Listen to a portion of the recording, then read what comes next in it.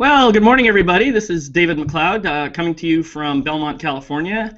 Um, Here we are, like a week out, just a week before Christmas, and I'm sure everybody's all excited and getting ready for the holidays and looking forward to having the visit from the great bearded white elf, I guess.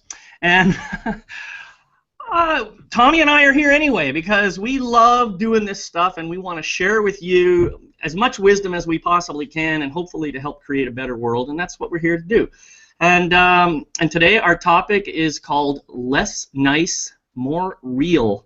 So we're going to have some fun with that concept and play and just see what happens. So meanwhile, I'd like to just welcome in my buddy and my co-host, Tommy Stoffel. Welcome, Tommy. Good morning, and great to see you here.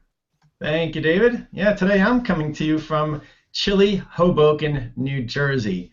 Made the trip out here to be with my family for the holidays. I'm at my brother's house and having a great time with his two kids, my nephew and niece, and his wife.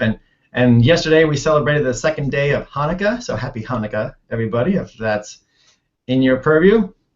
So yeah, gonna find out who's naughty and nice. Today we're gonna talk about maybe sometimes being too nice, and I can raise my hand sometimes in that arena. I sometimes feel like I have to please everybody, right? And that's just that's a long-term thing. That's a childhood thing, and being the golden boy and being good, and sometimes it gets me in trouble. Mm-hmm. Maybe sometimes you overcommit. You say, oh yeah, I want to say yes. I want to say yes to everything, and you say yes, and then things don't go as expected or planned, and you can't get stuff done, and you're like, uh-oh. So I think it's a little bit about what we're going to talk about today, right, David? Yeah, absolutely. And as you were saying that, I know that for me, I remember when I was a kid in school, the teachers would always say things like, you got to be nice. You got to be nice. It's a rule. You have to be nice. And I thought, why? Why do I have to be nice when I don't feel nice? Why do I have to be nice when I feel angry or upset or something's not going well in my life, but I still have to be nice to everybody? I have to basically disregard all that stuff that's going on for me? I don't know. It just didn't make any sense to me. Did you have that experience too? Yeah, and I just masked it really well. I mean, the word that popped into my head is phony. Sometimes we're just being phony. Mm-hmm. But that's what the society sometimes demands is, behave, be a good boy, be nice, and at the expense of, well, even if I'm mad about something or distracted or can't always be smiling, you always put on your smile, and mm-hmm. Yeah, it's in this world where we're talking about being transparent and talking about being authentic and full of integrity, and yet we're putting on a fake smile. It's like, well, where do you draw the line? Mm-hmm. Where do you step up and say, what, I'm feeling like shit today. Deal with that. Yeah. Well, the funny thing is, I guess when I was a kid, I always thought that the opposite of nice was mean. I think if you ask most kids, that's what they're gonna say. If he's not nice, he's mean. And in truth, I don't think that being not nice means that you have to be mean or nasty or unpleasant or anything. You can still be compassionate and loving and be authentic at the same time. I don't see any reason why those are at cross purposes. It seems to me that everything can be, it can be all one. So I don't have to be nice in the sense of going out of my way to always say things that I think are going to be pleasant for you to hear, or things that are going to make you like me more, or things that are going to make you happier. I mean, as if I have any control in your happiness anyway. Well, that's a key one right there, right? Where you grow up with this expectation that you need to make other people happy, and that is where the inauthenticity comes through, because it's not my job to make other people happy, but how much of that responsibility do we take on, right? Mm-hmm. Like, oh, you're sad. Oh, what did I do? Oh, I'm so sorry. Maybe I wasn't nice enough. Maybe I didn't. Maybe I didn't get you what you wanted. Maybe I didn't please you enough. Maybe I didn't. Blah blah blah. And then we beat ourselves up for somebody else's somebody else is having a rough day or somebody else is sad, and we feel responsible, right? We feel like, oh, it's up to us to make them happy. Yeah. That's quicksand right there, and I know I get stuck in that all the time. Yeah, and how many of us in our lifetimes had to spend extra effort trying to make mommy and daddy happy? That seems like one of the big ones that we had to do. You know, if mommy and daddy were happy, somehow it was my fault. Somehow it was my responsibility because I wasn't showing up exactly the way they wanted me to or whatever. So it was a great way for them to exert some form of control over me, to get me to behave the way they wanted me to behave and that sort of thing. So, you know, I think we use this as a way of controlling each other, and I don't like it personally. Oh, I agree. I agree. Well, I'm sorry. I'm supposed to be nice about that. Well, in the aspect of, you know, not pointing fingers and blame at parents who are doing the best they can do, I've looked back in my life too, and there were times when there was tough times going on in my family, right? That there were tough financial times or things that were going on, and there was disagreements, and as a young person, as a little one growing up in a family like that, you look around and you kind of start to feel like it's your fault. Oh, it's my fault. You don't consciously think this, right? But you start to take some of the heat or some of the blame because the conversations that are going on, and you're an energetic, feeling, loving child, and you pick it up and you're like, oh, maybe this is my fault. Maybe I'm not, like you said, doing the right thing or making everybody happy, and I'm the cause of this fighting or the sadness or this whatever's going on, the drama, and that's where it kind of gets the seeds get planted in there. Right, and it isn't necessarily that our parents were effectively imposing this kind of stuff on ourselves. We as children tend to take on the beliefs all by ourselves, even without the help of our parents. We tend to look at what's happening in our world and we say, oh, this isn't turning out the way I wanted it to turn out, so it must be my fault. It must be my problem, something that I'm not doing right. And so consequently, we get this belief that I'm not being nice enough, or I'm being selfish, or I'm being whatever. I'm not taking care of everything else the way I'm supposed to be. And yet, how many 2, 3, 4, 5-year-olds are even capable of taking care of the world anyway? No, we're not, right? But we take it on, and little by little, we take on more responsibility for not just what we can do to keep the family situation pleasant and light, but then it starts leaking into school, and it leaks into our teachers, and then into our adult lives. And so here we are talking about it, like, oh, I'm always so nice, keeping a smile on my face when you're son of a bitch, I car up. Yeah, I think, well, we all have a little bit of that within us. And then really the question then is, what does it cost us? Yeah. What is the impact on ourselves when we allow ourselves to take on these beliefs and keep living those beliefs as if somehow just by being nice we're going to make the world a better place? What does it cost us?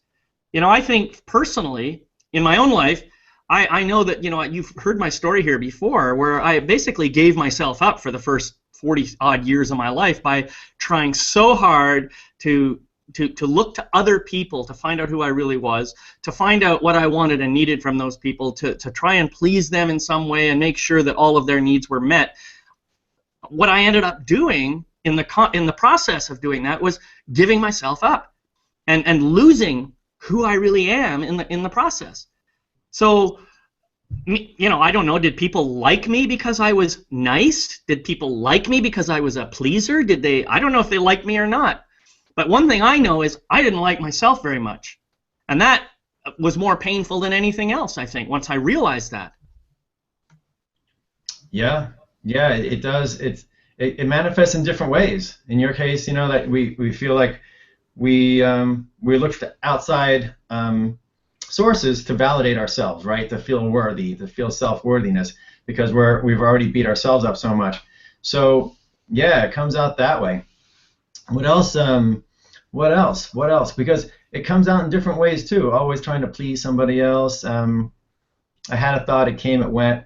But yeah, it can manifest in all sorts of things, right? It can manifest even to the degree of, I'm so depressed. Real honest to God depression, and root causing it. A lot of people I talk to when I'm coaching people and stuff like that, and they're having a tough time with life, and it comes back to this a lot of this expectation, right, of having to hold yourselves up to a certain standard, an external standard, or you're believing the ideas and beliefs that were planted, a long time ago, and trying to hold yourselves up to be something that maybe you're not. So yeah, it can come out in different ways, but it's heavy. You ask the question, how does this impact us? How does this manifest? And in most cases, to me, it's like I just can, because it's heaviness. Whether we pick it up as lack of self-respect or lack of self-confidence, or just all the way down to depression and sadness, it's heavy stuff. And yeah, so we just got to look at it and see where it comes from. Yeah, yeah, and I think there's even more to it than that. Once I began to realize how much I was doing this, it had a big cost to me. I became resentful, and that resentment eventually turned to anger. There was anger inside me for a long time, and of course, because I was trying to be nice and trying to please people, I would squash that anger and try and keep it hidden as much as possible. But in doing that, not only was I squashing the anger, but I was also squashing all my other feelings. So I wasn't able to feel love or joy or even my sadness or my fear, because I was squashing down all this anger. And as a consequence, even though I'm trying to be nice, I'm probably looking more and more and more and more unnice over time. And probably, as you said, the word depressed. I'm sure that there was many ways in which I was actually depressed doing that. So the cost to me was enormous. I got lost in the whole process. The real me got lost, and at the expense of so-called being liked. Yeah. And what I've come to realize over the years is that I think it's a lot better to be hated for who I really am than to be loved for who I am not. That's what I've come to realize. Wow. Well, I don't think anybody hates you, man. I'm getting this feeling though, almost like you see a figurine thing on a table and it's got this glass dome over it, and it's almost like this nice shield that we put around ourselves is like that, and we're inside isolated. As you said, we're not feeling anything. We've got this shield around us that we're going to prepare, and we're looking to be nice, and we're not feeling joy, we're not feeling love, we're not feeling anger when it happens, we're not feeling sadness, when it happens. We're not giving ourselves permission to really feel, and it's the good feelings as well as the bad. We're emotional thinking beings, and yet most of us walk around as thinking beings. Yeah, and the other part of it, Tommy, just to add to that, when I'm not feeling anything, I'm basically dead. Yeah. Yeah, and people are afraid to feel. They're afraid to feel the bad stuff or the hurt, but that's part of it too. Mm-hmm. And that's something that we, like facing our fears. It's okay to feel horrible sometimes. It's okay to feel depressed sometimes. I've had some awesome teachers, some spiritual teachers say, if you're going through a bout of depression, deep dive into it. Go deep. See how sad you can get. Yeah. And I've done that before. And you hit the bottom. You're like, all right. now that's time to get out, but you experience it, and you don't dwell in it, and you don't hang on to it, and it's not part of my identity to be depressed all the time, nor is it my identity to be loving all the time, nor is my identity to be anything all the time, but just to, like you said, to feel it and to experience it and to just enjoy the ups and the downs and the ins and the outs. That's living, because otherwise you're dead. Yeah, exactly. Yeah, and who likes to be dead? I don't know. I haven't talked to anybody who likes to be dead. Well, is that the ultimate cost of being nice? Is ending up dead inside? Is that something that we want? I don't think so. I think, all of us really do want to feel as much as possible, and I think deep down inside, all of us want to be fully expressed as human beings. And yeah. I don't think we can do that as long as we're, spending all our time trying to satisfy other people, trying to fulfill other people's needs, trying to get their approval, trying to just be nice. It's way too much a price to pay. Far more important for us to be ourselves to the maximum extent possible. And this is why I talk about being more real, getting down to the genuine, authentic truth of who I really am. Yeah, and that's hard work. Sometimes it's hard work to be real, right? Because if you can just snap your finger and be real, then do it. But we do have this kind of glass ball around us about, and being nice is, kind of a catchphrase for maybe being a little faux, being a little phony, being a little putting on a face or a front or the smile. But you're right, man. I'm feeling it. I'm feeling like there's work I'm doing right now. I was sitting here talking to you about feeling, you know what? I need just be more genuine, be more real, be more me, and not be so concerned. And we do. I think you do a great job. I know you do of talking about these things because we do. We talk about the judgment, being judgmental. Well, if we're being judgmental, then it's part of that glass ball around us that we're not being real because we're being judgmental because we are trying to set ourselves above somebody or below somebody. All these games, and this is what Life Matters is all about. This is what we talk about every week. Are these things that make up that globe around us, or the bricks on the wall? And but you're right on the nose, man. It's this being authentic and being real. It sounds so easy to do, and but it takes work. And what I keep hearing people say, oh, we talk about something going on, like let's say judgment. Oh, it's just human nature to judge. No, it's fucking not. It's human nature to be real. Our nature, our natural essence is to be real and authentic, and to love, and to cry, and to express, and to feel. That's our human nature. We have this emotional system. That's our nature. It's the conditioned of the mind and all this, all this stuff that we get taught to do and to not to do and to be nice and blah blah blah blah blah. That's not human nature. That stuff imposed upon us, as Miguel Ruiz says, that's conditioning. It's the human condition. And so in there is, I think, liberation. Like, you are real. You are authentic. We are all these amazing things. We just need to break that glass wall, take those bricks out, and do whatever it can to just be you again. Get back to being me. Well, I'll agree with one thing that you said, and that is that it's hard. It's hard. Yeah. And, it took me quite a few years to get, uncover all the crap and get down to the true me, and then just start expressing as myself. And I still have challenges with that at times because, certain situations, when I'm in my men's group, for example, it's easy. I can just be myself and I don't have to worry about, how they're going to judge me or whatever. But in different situations, like at work, I have to be a little more careful. I believe that I have to be a little more careful. I mean, I do try to be as authentic as possible at work, but I still am aware that there are people in that environment who haven't done this same kind of work, and they aren't yet at that place where they're able to just simply accept everything that happens without judgment. And even with that, I still get my my annual reviews say things like, "You are intimidating." That's a great word. I mean, somebody else out there is judging me as intimidating and basically putting it on me rather than taking it as their own fear of me because I happen to show up as who I am.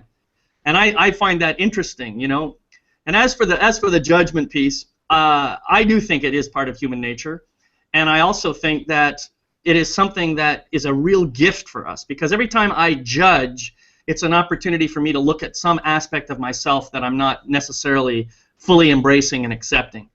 So I see it as a huge gift if I'm able to recognize it as such when it's happening. So yeah, I want to talk about that a little bit, about the human nature piece again. I say to people, have you ever held a bad baby? And as a baby, we come in and we're bright, energetic, and we're alive, and we're vibrant, and we're full of energy and full of potential. And like you said, over time, things get piled on us, and we have to dig our way out later in life. But that essence of that energy baby, that baby energy, is still in everyone, and I think that's our human nature. When I say human nature, that's our essence. And I don't think a baby is judgmental when it comes out. It gets taught how to be judgmental. I will say, yes, it's a gift to use judgment as anything that comes along that doesn't feel right or we want to look at. That's a spiritual gift. That's our teacher. And so to judge and to watch ourselves and to catch ourselves and to teach ourselves new tricks is part of the guiding and the gifting of life that happens to us. But I'm going to stick pretty firm to that as our human nature is enlightenment. Our human nature is to be an enlightened being, and it's just a matter of peeling back all the stuff that we're taught and conditioned to be. Well, as I say to all my friends, I may not agree with everything you say, but I certainly will defend to the death your right to an erroneous opinion. All right. It's okay, man. We just have a different way of looking at it, and it's perfectly great. And in fact, I don't want you to be nice to me and start agreeing with me. No, not on this one. No. Everyone's a little Buddha inside, and we have a head full of delusions that cause us to act and behave in strange ways. And I'll stand up and sing "Imagine" by John Lennon because I believe that potential is in us. Mm-hmm. I agree with all of that. Yeah. So just a matter of how we get there, right? Yep. So the question is, how do we get more real? How do we stay compassionate, loving beings, but still be true to ourselves? That's the real question that we're asking here today, and that's where I think I want to help people move.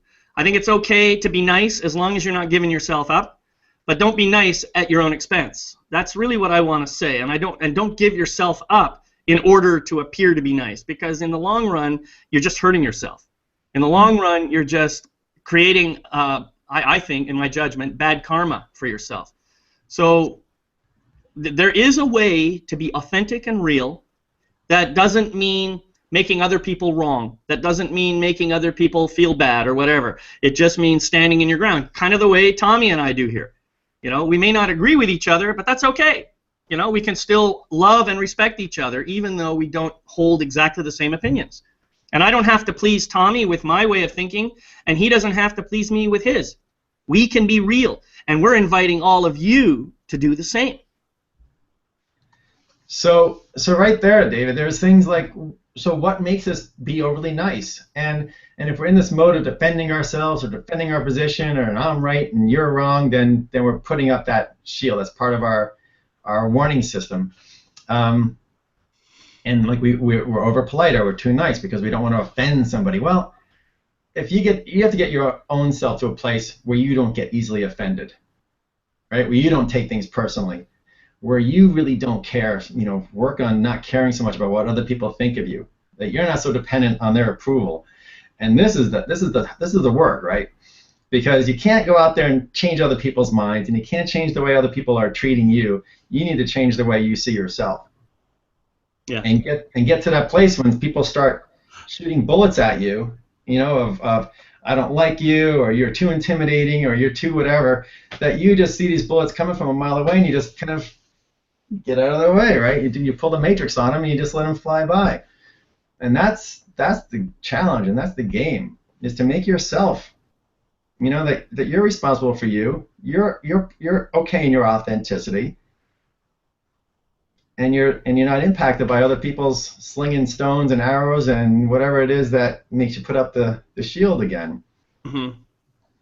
Yeah, and I think part of it has to do with saying affirmative, true statements about yourself on a regular basis.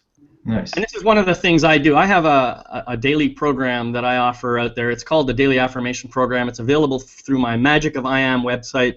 It's free. And every day, a new affirmation comes through the email. And in that process, you get to look at something and say, is this true about me? And if it is, great. Can I meditate on it and really just begin to feel it and anchor it in my body? And if it isn't true about me, well, is this something that I would like to be true about me? And if it is, great. If not, well, maybe this is not the right affirmation for you. That's okay. The point is, every affirmation affirmation that I create is just another way of looking at some amazing aspect of myself. And I say amazing with all the humility I can imagine, because everything I learn about myself is absolutely amazing.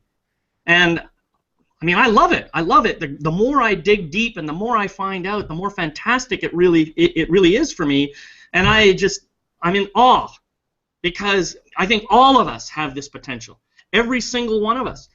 And I would love to see every human being on the planet being fully in love with him or herself and being fully in awe of the capabilities and magic and power that resides within.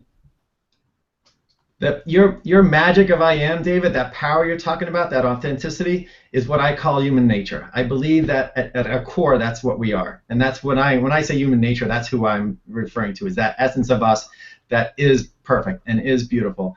And so, if somebody wants to sign up for your daily affirmations, how would they do that, since you're talking about it?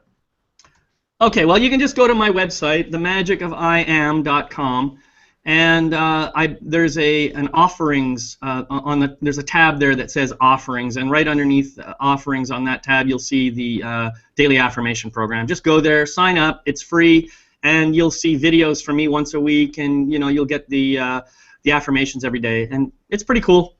It's very cool. Yeah, I've been getting them for over a year or two now, and always amazing. And that's what we came here to talk about today, right? We came here to talk about how to be real.